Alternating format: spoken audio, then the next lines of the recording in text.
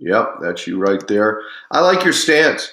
I really do. For being a tall guy, so often tall players don't do a good job of having bend at their ankles, knees, and hips. And if I look here, if I took a broomstick and ran it between your toes, your knees, your shoulders, it'd come out just behind your ear holes, right where we want it to be.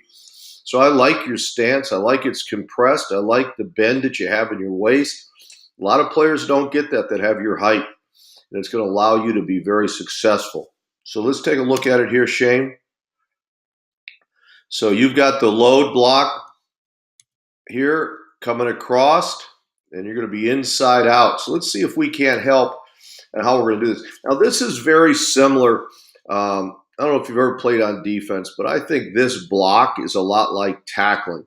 So as you come inside out, where are your eyes going to be? And I think you should run to that inside hip, because if you're in that position, you're going to be positioned to turn him out.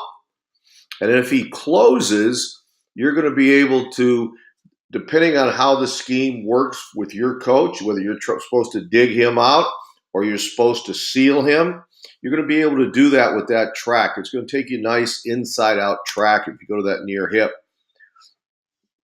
Now, again, we're going to want to look at our feet. So first thing we did coming out of the stance here is you're raised up. See how your hat comes up?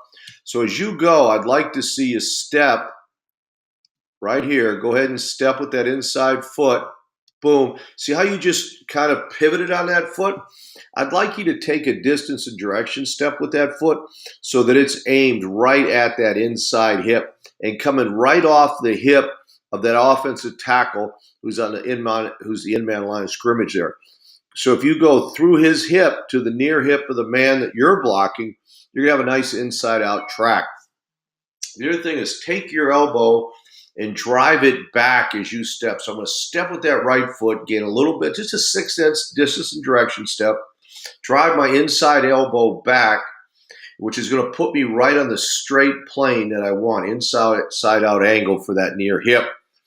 I'm going to work to try and keep my hips down so that I have some range of motion with which to strike when I get to that point of contact. Now, see, we're nearing the point of contact, and you see how low he is compared to you.